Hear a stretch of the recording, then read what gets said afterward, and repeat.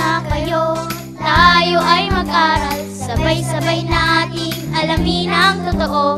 Ang kawan ng kordero sa inyo'y nag-aanyaya. Tula at musika, ihandog sa Diyos ng masaya, pagkat sa piling niya tayo'y may pag-asa. Walang hanggang ligaya, tayo na magsama-sama. The KNC Show will teach us how we grow.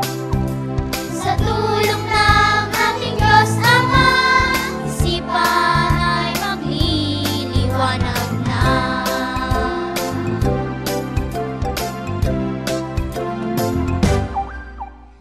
Mabalas na naman ang bumabasa, katwiran ng Ama ay nauunawa. Kaya't buksan ang Biblia, tayo na't magsalo-salo. The KNC Show will teach us while we go.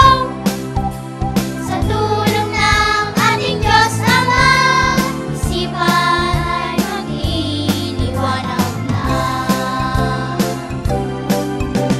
Ang tulong ng ating Ama ang siyang dapat lakaran. The KNC Show will teach us while we go. Sa tulong ng ating Diyos Ama, isipan ay magliliwanag na. The KNC Show will teach us while we go. Sa tulong ng ating Diyos Ama, isipan ay magliliwanag na.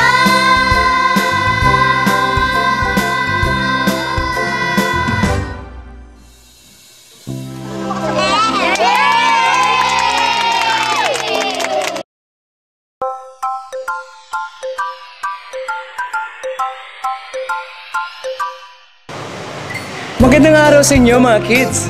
Narito na naman kami upang maghatid sa inyo ng mga kaalaman sa Biblia. Kaya huwag kayong maglilipat ng channel dahil sa araw na ito ay marami na naman tayong pag-aaralan. Tama po, Kuya Eric. Ang pag-aaralan natin sa Itanong Mo sa Bata, Biblia ang sasagot, ay tungkol sa paggalang sa nakakatanda sa atin. At di lang po yun, pag-aaralan din po natin sa ano po ang sabi, basa, ay ang malaking nagagawa ng teknolohiya. Kung gusto nyo yung malaman, manood na lang kayo. At ano naman kaya ang gagawin ni Javel sa Ang Galing Mo Kid? Sa Bible story, sino naman ang bago nating bida ngayon?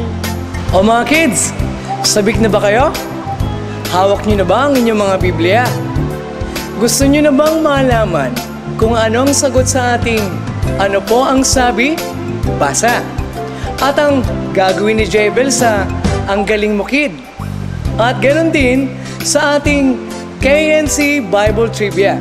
At kung sinong bida natin sa Bible Story. O, kung nakahanda na kayo, sama-sama nating panoorin ito.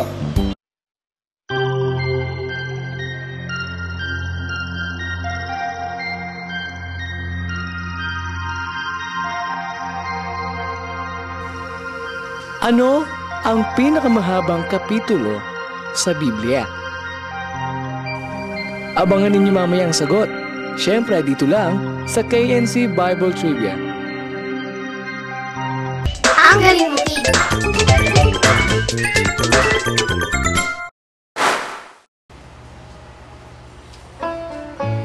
Javel! Javel! Javel!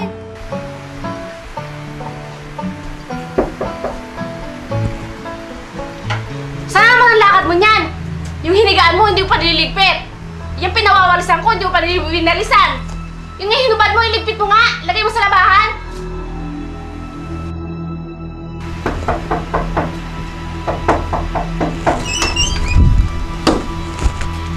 Diyan ka na pala.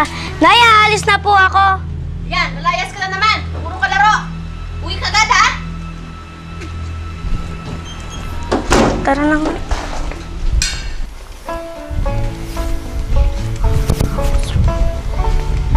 Ika, Jebel, bakit lukot na naman yung mukha mo? Hayaan mo na yun.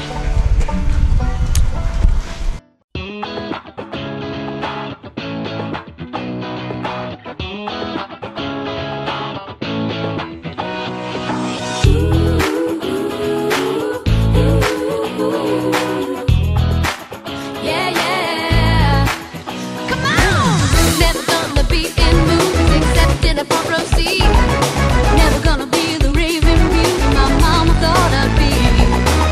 Never gonna write that novel, never be a homecoming queen. Never gonna be a supermodel on the cover of a magazine. But all those things don't matter in the light of the things to come. 'Cause baby, you are my moon and I am your sun. Oh, you make me feel like a star. Oh, baby, you say stay.